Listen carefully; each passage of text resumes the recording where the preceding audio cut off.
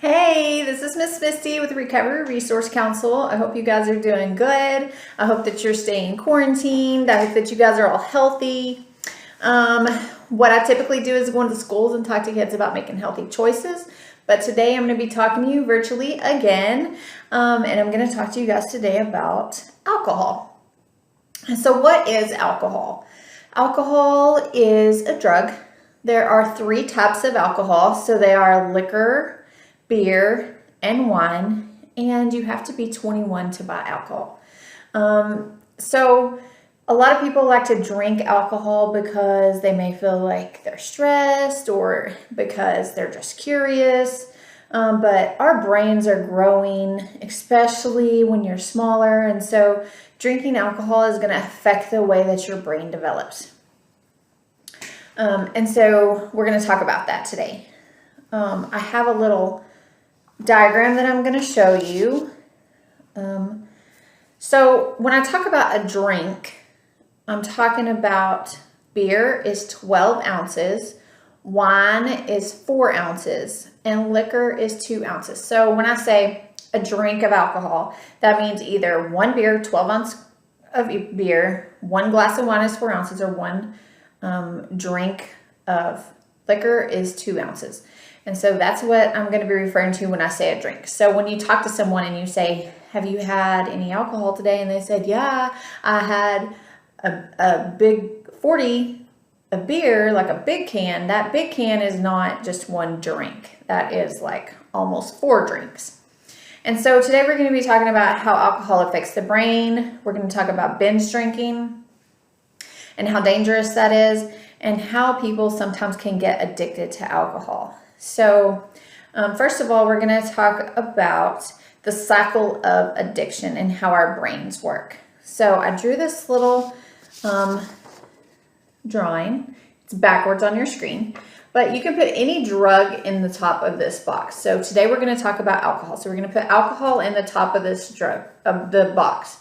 So then when someone drinks alcohol, it makes them feel good. So dopamine is the second thing we're going to talk about. That's a chemical in the brain.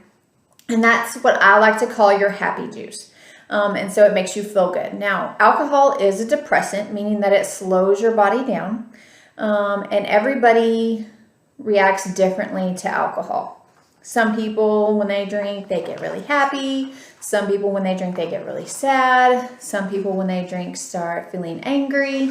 But back to the cycle, you take the drug, which today is alcohol, to dopamine, which releases in your brain. And then when that dopamine starts to wear off, or whatever chemical it is that the alcohol is making your brain produce, that starts to wear off, it starts to make the person feel stressed or irritated, and then they want to have another drink.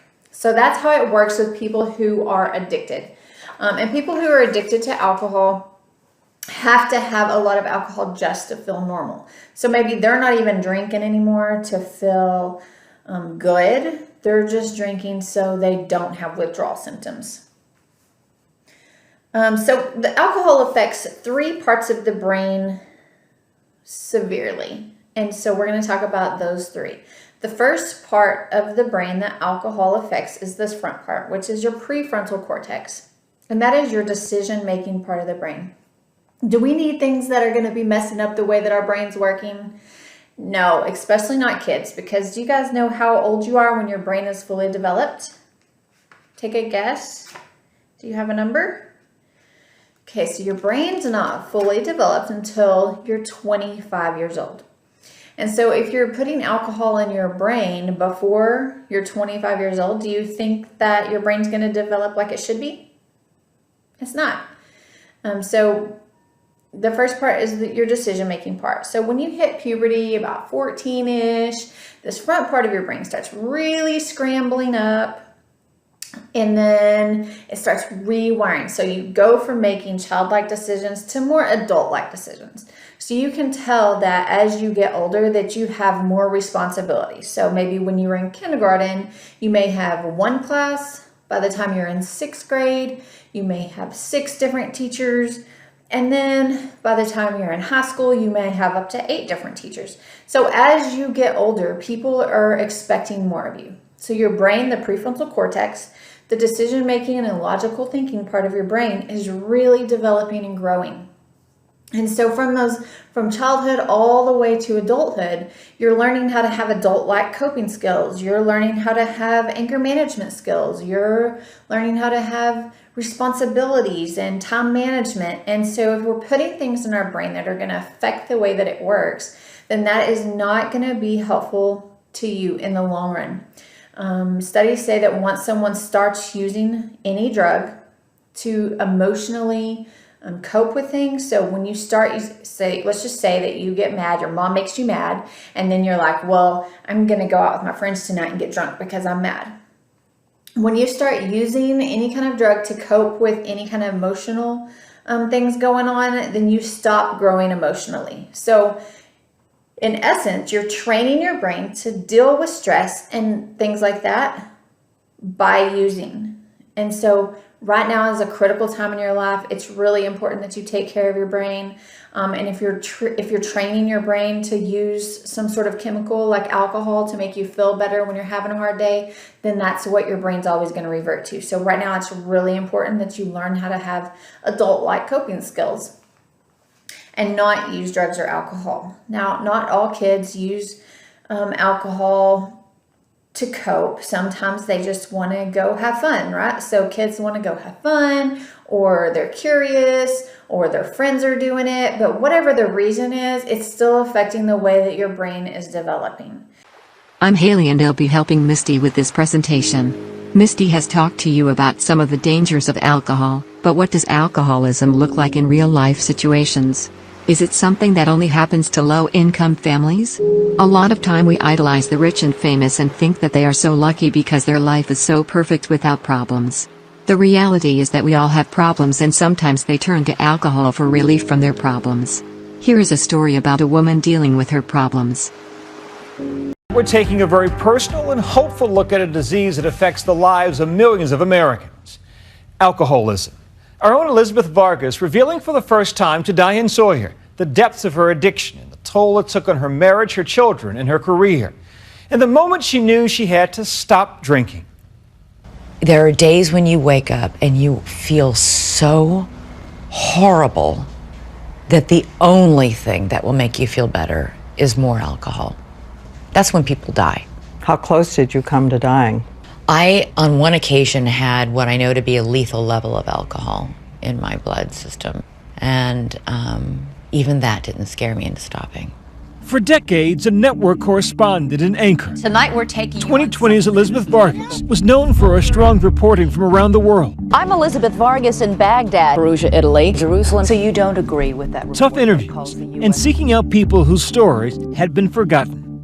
Now she invited my colleague Diane Sawyer into her home to share her own story of her battle with alcohol. One that she's written about in her new memoir, a battle that almost cost her everything, including her 2 sons. Are they the hardest of the hard part? Oh, hands down. I don't know if I will ever forgive myself for hurting them with my drinking, ever.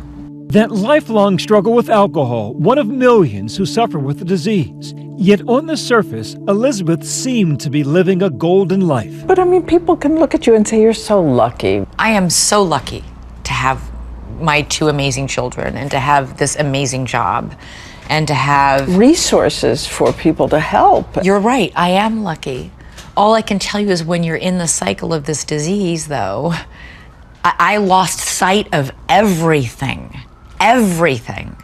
Haunted by crushing insecurity and anxiety that began as a child, Vargas says that as a local news anchor, she discovered that a glass or 2 of wine helped soothe frayed nerves. It was like, I finally feel relaxed. All my insecurities would sort of fade back. A startling statistic, more than 60% of women who have a problem with alcohol also struggle with anxiety.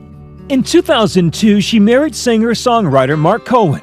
You know his song, Walking in Memphis. When I was walking in Memphis. She says she did control her drinking as she was taking care of their 2 sons, Zach and Sam. But her drinking was causing added tension in their marriage. He thought I drank too much. And so she began a telltale pattern, keeping the amount a secret, and even hiding wine under her bathroom sink. Looking at myself in the mirror, thinking, this is who I am. Sneaking into my own bathroom to gulp down a half cup of wine so I can get through another hour feeling good.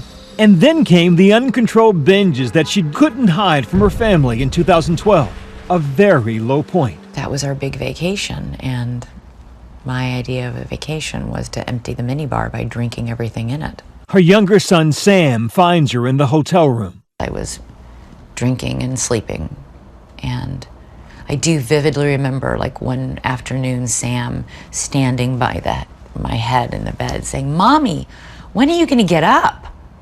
I would die for my children, Diane, but I couldn't stop drinking for my children. After this vacation, she did decide to try her first secret visit to rehab. But a few weeks after leaving, she began again. While Elizabeth Vargas says she was never drunk on live TV, the drinking had now started to creep into her job, and it's on video. I drank that day because I was shaky. It was horrible. It was an interview with a famous singer. Your parents are very, very religious. Yes. And you are very Open. open. Do you see how much I'm struggling to speak?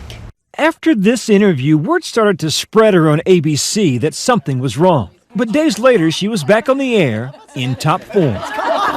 But it was catching up with her. A month later, after a day of secretly drinking, she gets in a car to be driven home. And she says that is the last thing she remembers. She was in a total blackout. What's the next thing? Waking up in the emergency room. I drank enough to have a lethal blood alcohol level. What was it? 0.4. At least 2,300 Americans die every year from exactly this kind of alcohol poisoning. Elizabeth Vargas finally calls her boss at ABC to tell him she needs to seek treatment for addiction. I was too embarrassed to tell him that it was just alcohol because I thought it was so unfeminine. She goes back to rehab more than once. Then in 2014, press leaks forced her to go public with her alcoholism. Her husband tells her the marriage is over. He can't save her from herself no more. These lyrics, written by her husband years before they met, now have new meaning for her. I think that must have been how he felt.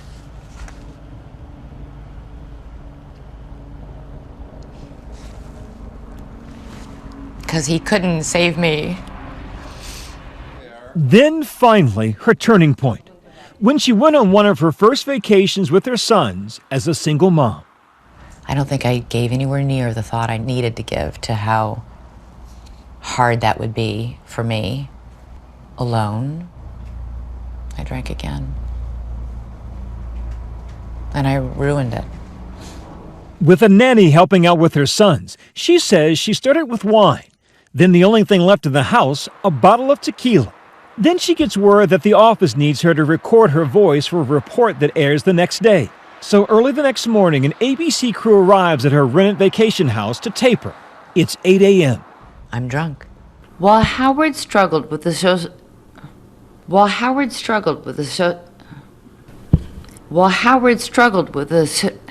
I can't say it. I hear the struggle. I hear the alcohol. She was drinking so much her children, her boys, were terrified with worry that she might die and pleaded with her to stop. And even through the fog of alcohol, Elizabeth says she finally grasped all the ways she had shattered her life. And you get help. Yeah, and you get help. Then you can fight. ABC News agreed to give her one last chance. With the help of a sober coach, she starts the path to recovery. One that now includes regular meetings, support groups, and meditation. And then there's the hard apologies to the husband who agreed to join custody of the children, and most importantly, to her sons. You can't just say, I'm sorry I hurt you, and then, leave it at that. I'm sorry I drank. I'm sorry I scared you. I'm sorry that I wasn't there for you. I'm sorry. I'm so sorry. Tonight, her ex-husband has issued a statement and will post it online. But he says, as always, he supports Elizabeth in her recovery, and he applauds tonight's program, hoping it will help countless people and their families too. And he also writes that even in divorce, he and Elizabeth will work together to be loving parents to their two incredible boys. What is it you most want your children to say? What's the thing you'd most love to hear from them? That my mom fought for us and fought for herself. That she stared into the abyss and pulled herself back out. That's what I would like them to say. Elizabeth Vargas has learned alternative ways to deal with her problems besides using alcohol. She has shared her story in hopes of helping others avoid the trials she faced because of alcohol use. We can learn from others what to do or what not to do. Although alcohol is legal, it is not legal for teenagers to use. Now that you have seen things from a mother's perspective, let's look at it from a child's perspective and what it's like for a child growing up with a parent dealing with alcoholism.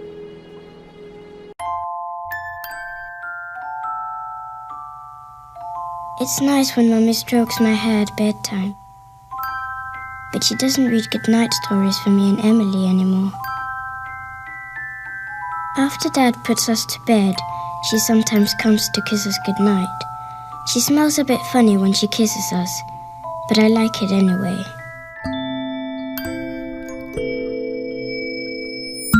Mom used to play with us after school, but now she's tired and needs to relax when she gets home from work.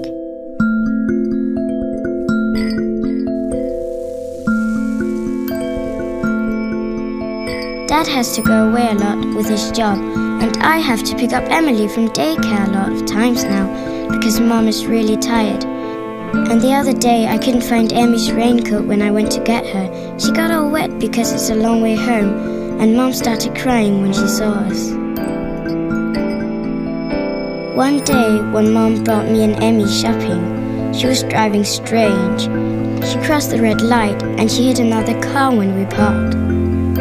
Maybe I shouldn't have told it to Dad, because he got really upset with Mom. He told her that he was scared to leave me and Emmy alone with her, as she might do things like that again. Mom and Dad's friends don't come to our house anymore. I miss playing with their kids, especially Jennifer. Last time we went to see her and her parents, Mom was really happy. She was singing and dancing and hugging everybody. But then Dad wanted to go home. Mom got angry because she didn't want to go, and they were yelling. On the way to the car, she fell and hurt her knees. I wanted to help her get up, but she just shouted at me. Mom and Dad kept arguing when we got home, and I couldn't sleep. When I got up to go to the toilet, I heard Dad say that he might have to take me and Emmy and move away unless Mom gets help.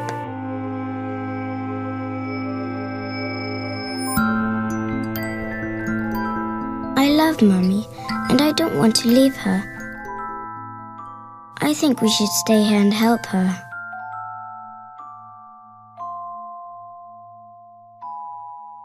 So the prefrontal cortex is the decision-making part, and that is the first thing affected by alcohol.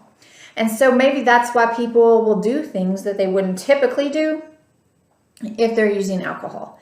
So maybe you'll hear somebody was dancing on a table when they were drinking. Is that something that they probably would do if they weren't drinking? No. Do you think that people would typically get into fights when they're sober? No. So alcohol will give them a false sense of confidence, and it will make them not make healthy choices. So it'll mess with their little prefrontal cortex, and then they won't make the best decisions because their brain's not working right. The second part of your brain that alcohol will affect is your cerebellum. So your cerebellum is what helps you to be able to get up and walk in a straight line.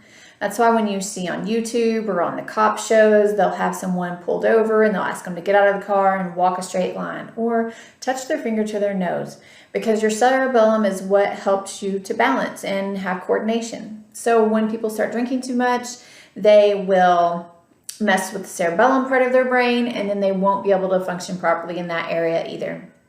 And then eventually it will get to your hippocampus. So you'll hear people say, I got so drunk last night that I passed out, or I don't remember anything that happened last night because I was too drunk. So if they say that they were too drunk and they can't remember, it's because of the alcohol's effect on the hippocampus, which is the memory part of your brain. So those three parts are really affected. Your prefrontal cortex, your cerebellum, which is your coordination and balance, and your hippocampus, which is your memory. And so that's why people will not make the best decisions. They won't be able to walk in a straight line, and they can't remember sometimes what happened to them. Is it safe for us to not ever be able to remember what happened to us the night before? No, it's not. So you guys need to be super, super careful with what you're putting in your bodies. And alcohol doesn't affect everyone the same way. So women cannot drink as much as men can. We have less body weight, we have less muscle mass, and so women cannot drink as much alcohol as men can, and their bodies will not handle it the same as men do. And so when we're talking about the difference between men and women, we're going to talk about binge drinking. So binge drinking is drinking a large amount of alcohol in a short amount of time in order to become intoxicated. Men, for binge drinking, is 5 drinks in 2 hours, and women are 3 or 4 drinks in 2 hours. So it takes your body a while to process the alcohol. If you put a whole bunch in there at one time, then your body's not able to process it as fast as you're taking in, and that is called binge drinking. And it's very dangerous, and it can cause alcohol poisoning and even death. So when you first start drinking, it'll start at the front of your brain and it'll work all the way back to the brainstem. So your brainstem is the very back part of your brain that controls all your involuntary muscles. So that is your breathing, your heartbeat. If you're drinking so much that the alcohol has reached the back of your brainstem, that's what will help your body to shut down. So your body is going to try to protect itself. Your body will shut down. It will make you pass out. It will make you throw up because it's trying to get rid of the poison that you're putting into it. But what's dangerous about that is sometimes your body will try to make you throw up so you can get rid of the alcohol, or it will make you shut down so you can't take any more in. But if you've been binge drinking, then you already have all that alcohol in your stomach that still has to process through your body. And so as it's processing through your body, if your body has already made you pass out, then sometimes your heart can slowly stop beating and people will end up passing away because of alcohol poisoning. And that's why that happens. So there's also other negative effects about alcohol. It can cause severe liver damage. If you drink too much in one night, you can wake up the next morning with a hangover. Alcohol will super dehydrate your body. And it also causes weight gain. So alcohol is very fattening. It is not good for you. When people start drinking heavily, then they'll build up a tolerance. So maybe the first time someone drank, they could have one drink and they may feel a little buzzed. But after they've been drinking for years or months, sometimes the length it's different for each person, their tolerance will build up, meaning that they need more and more to get the same feeling or the same high, if you will. And so once someone's tolerance builds up, that's sort of how the cycle of addiction works. So they have to have more to feel more, and then eventually they'll just have to drink just to feel normal. People who are true alcoholics do have to go to detox, so they have to be medically helped to get off of the drug. There's only 2 drugs that you have to go to detox for. Alcohol is one of them. It is super deadly if someone becomes addicted to try to stop using. Okay, so we're going to talk about some of the legal consequences of alcohol use. First off, the blood alcohol content to be legally intoxicated is 0.08. So that means if you are with your parents and y'all go out to dinner and your parents have one drink, is that okay? Yeah, if your parents are over 21 and they have one drink, that is drinking responsibly. So it is okay to drink responsibly after you're 21 years old. However, if you have more than 2 drinks, then you are going to be legally intoxicated. And just remember that it could be someone who drinks every day or someone who never drinks. It's about the alcohol content in your blood. So even if someone drinks 2 beers in 1 hour and then they feel fine, they're still going to be legally intoxicated. That means they can still get arrested for being publicly intoxicated if they're not inside a private area, like inside a restaurant or inside their home. And they can still get arrested for DWI, which is driving while intoxicated. They can still get a ticket for DUI, which is driving under the influence. And if you're under 21, you can get a ticket or even arrested for public intoxication, minor in possession, or minor in consumption. Now, most of those are misdemeanors, but the more charges you get, the higher it goes. So if you get 3 DWIs, that's a felony, and that means that would be on your record for the rest of your life. And it's really hard to find a job. So I know people don't like to think through their actions, but you got to play the whole story out. So if I have this drink and I have another one and I drink and drive and I get caught, then what could happen? You have to not live in the moment, but think about the consequences of your actions as you're making decisions. So there is a way to drink responsibly if you're over 21. I'm not saying you can never have a drink or you can never drink responsibly. You can, but if you're under 21, it's illegal for you to drink and it's super bad for your brain. So, and if you wait till after you're 21, you're much less likely to become addicted. If you can wait until after you're 21, then you're like 65% less likely to become addicted than people who try any drugs or alcohol before that age. So your chances of becoming addicted go up when you try drugs and alcohol when you're younger, and that changes the way your brain works. It helps, it hurts you. It makes you not be able to be having good coping skills. It makes you not be able to make healthy choices or any of those things. So we want you guys to make sure that your brain stays healthy. We want to make sure that you're making healthy choices and thinking through your actions.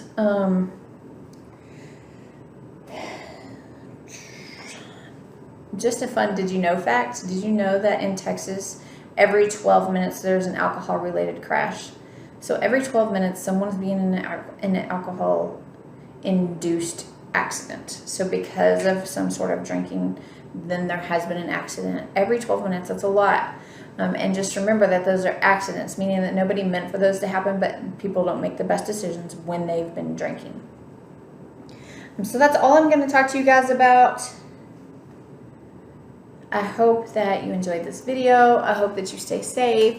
I hope that you're not drinking while you're out of school right now. I hope that you're not using that to cope. Some healthy coping skills would be running, exercising, playing, doing something. Exercise is the best. Meditation. If you need to sleep, sleep, but never use any kind of drug or alcohol as a coping skill. I know this time is hard. I know that we're all trying to get through this, but I mean, there's healthy ways that we can. So just stay healthy, stay safe, make healthy choices, and thank you for listening to this video.